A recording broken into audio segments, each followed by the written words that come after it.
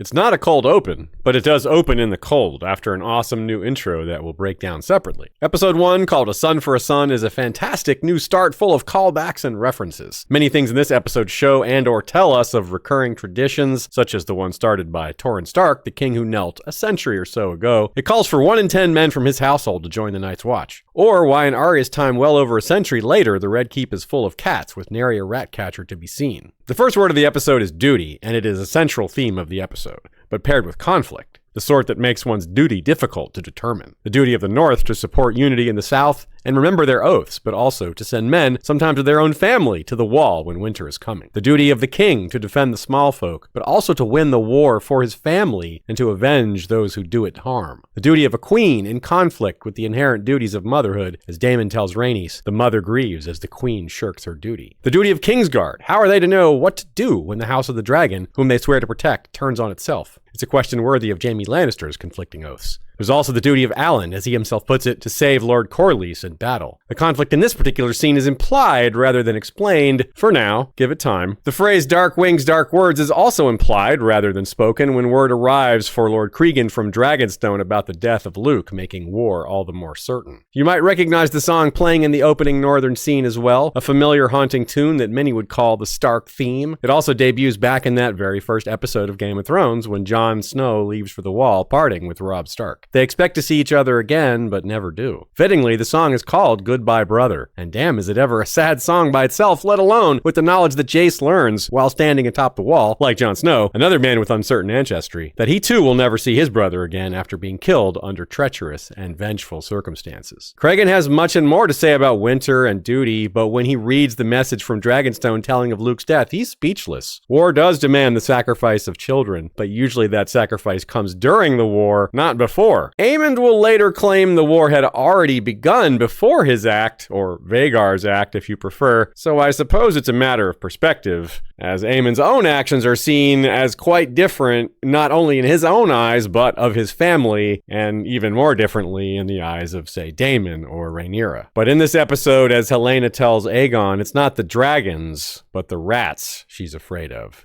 And it's the ravens that bring the news for many in this one as well, as it did for Rhaenyra just as the season concluded. Rhaenys experienced the same when a raven came to her long ago with news that her daughter Laena died. Daemon is angry and wants to kill both Vhagar and her rider, as he puts it, and echoes the episode title saying it would be a son for a son, but softens a bit at the mention of Vhagar's previous rider, his deceased wife. He lashes out and blames Rhaenys for the death of Luke, though, who would still be alive if she had incinerated the Greens when she had the chance. Rhaenys declares that Rhaenyra is not as lost to vengeance as he seems to be, but the only words the queen speaks in the entire episode are, "I want Aemon Targaryen," showing that she is closer to Daemon's frame of mind than Rhaenys seems to have believed, though surely not so similar as to expect the death of a toddler. Rhaenyra searches around the region of Storm's End for tangible proof of her son's death, and eventually finds it. When she returns, she utters that singular wish and holds a funeral for Luke after Jace returns too. As they consign Lucerys' personal belongings to the flames as Targaryen tradition demands, the scene is paralleled with Alicent at the Great Sept lighting candles in honor of her deceased. First she names her mother Alarys Florent, then King Viserys, who was her husband, then after some trepidation she too names Lucerys, and notably calls him Velaryon. Luke's death is also raised during the conversation between Alan and Lord Corlys. Alan mentions his brother the shipwright, which seems to give Lord Corlys a moment's pause, but the pause when Alan presents Corlys with a dagger meant for Prince Lucerys is even longer. Alan seems to have a command role, informing Lord Corlys that 7 more ships have been sent out to reinforce the incomplete blockade, while Lord Corlys wants his own ship prepared to lead the effort, though it will be weeks, according to Alan. The blockade, though incomplete, is sufficient to capture the White Worm as she flees King's Landing, perhaps for Essos. Instead, she ends up in the dungeons of Dragonstone upon the orders of an angry Prince Daemon who blames her for putting Aegon on the throne. Though she denies doing anything more than profiting from it, or perhaps speeding it along a bit at worst, Daemon's actually right, though she manages to convince him otherwise. But we know that she did actually tell Otto at the time that she could have killed Aegon easily, and to remember that it was her who put him on the throne as much as anyone else. In retrospect, she overplayed her hand in that incident, as her threats resulted in her establishment being burned to the ground.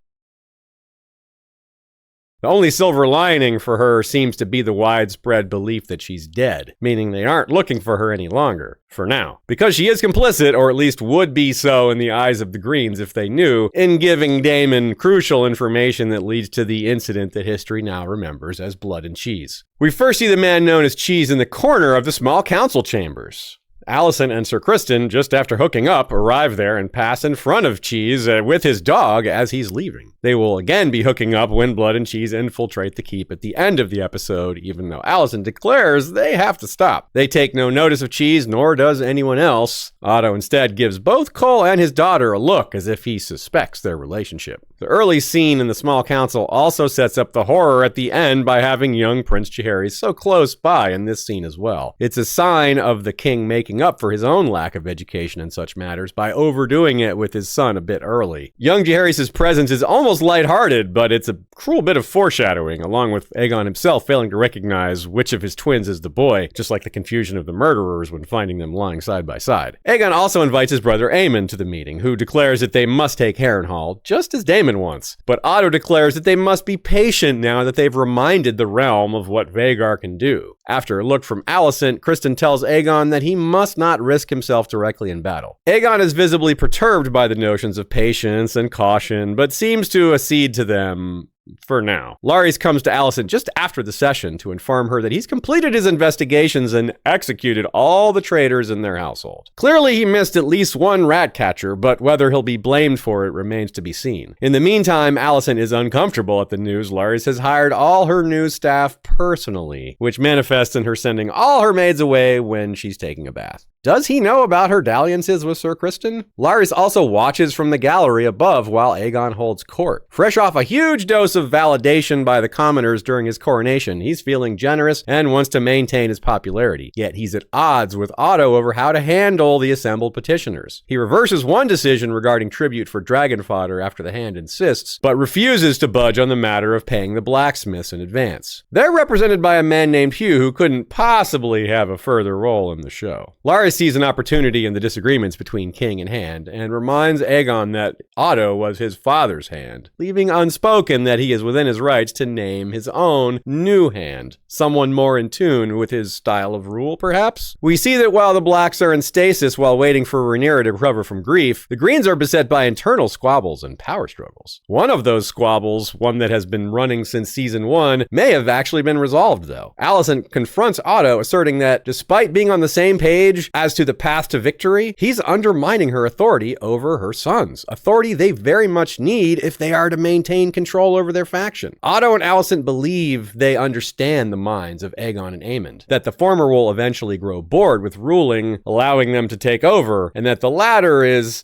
angry. There's a lot of evidence they're wrong, however. Soon after, Sir Criston and Aemon have their own session, one that very much parallels the one with Otto and Alicent, including Aemon declaring that Alicent is angry. In addition to calling his own mother by her first name, he also believes she's a hypocrite for blaming the war on him and a fool for loving their enemy. Sir Criston responds, probably because he's sleeping with her, by recalling his take from season 1 to Alicent herself, where he declared Rhaenyra to be a spider and tells Aemon that Alicent's not to blame. Still, they agree that they should privately ask Aegon to send them with an army to force the Crown lands into submission. They discuss tactics, using coins as markers on their map. As they plan this campaign and how to enact it, Daemon's plan to kill Aemond is already underway thanks to Mizari's connections, which he trades for her freedom. Daemon also uses coins, but as bribes, not as markers. He recruits a large man to kill Aemond and a rat catcher with knowledge of Maegor's tunnels. The two of them pass through the same drainage tunnel Arya will exit from many years later and proceed to work their way through the Red Keep, which includes passing right through the throne room. Just as Cheese had earlier passed through the small council room and been ignored, he tells Blood to keep his eyes down, and they'll be ignored here as well. Neither of them do. Blood can't help but stare directly into the face of what must be a new statue of King Viserys, while Cheese can't help but look at the king on his throne, drunk on strong wine while chatting about what nickname he should establish for himself with his friends. Suggested names include Aegon the Generous and Aegon the Dragonheart, but he seems to really like Aegon the Dragoncock most of all. We return to Cole and Aemon's plotting only to hear it interrupted by footsteps approaching. As Criston reaches for his sword, we wonder if Blood Blood and Cheese are about to appear, but it's only Otto. He sees what they're doing and orders Cole to return to his post, then proceeds to simultaneously win over and chastise Aemond, who declares he's only doing his duty to his house. Otto reminds Aemond of the value of discipline, challenging him to be better than his brother. A clever thing to say, as we know Aemond sees himself as superior to Aegon, given his comments last season. We don't see the conversation end, but it clearly does, and both of them leave the room to go elsewhere. This may have saved Aemond's life, though perhaps he would have been able to defend himself against Blood and Cheese, who enter the royal apartments through a secret door. Blood steals the map marker coins, while it's Cheese's turn to be mesmerized by Targaryen artwork, a mural of Harrenhal's burning, it seems. Otto's interruption had the potential to save young Prince Jaehaerys as well, assuming Sir Criston's duty was guarding him and his sister and the queen, but instead he was with Alicent. While they're going at it, Blood and Cheese stumble upon a hapless and innocent Helaena, who is forced to reveal which of her two children is the boy, a regular Sophie's choice, and again, they declare the episode's title, A Son for a Son. When they set upon, with disturbing sound effects, the even more hapless and more innocent Jaehaerys, the queen grabs his twin sister and runs off, eventually entering the bedroom where Alicent and Sir Criston believe themselves to be hidden, the very bedroom Criston slept with Rhaenyra, in fact. Ignoring their affair, Helaena simply sits down in the corner. Alicent asks what's wrong, and Helaena replies in an almost flat voice that they killed the boy, ending the episode. This is a final grim callback to episode 1 of Game of Thrones. In that one, another queen and another Lord Commander are caught sleeping together by an innocent boy, whom they try but fail to kill. We don't learn that until episode 2, though, just as we don't know what the fallout will be for the death of Prince Jaehaerys. His won't be the only head to roll, so to speak. It's not exactly what Daemon wanted, though he's probably okay with it. It's not at all what Rhaenyra wanted, and she likely won't be okay with it. And it's definitely not what any of the Greens wanted, and definitely won't be okay with. Aegon's newfound patience and caution are likely at an end, as is the notion that Vhagar is keeping them safe, and the internal power struggle is about to heat up like a dragon headed to war.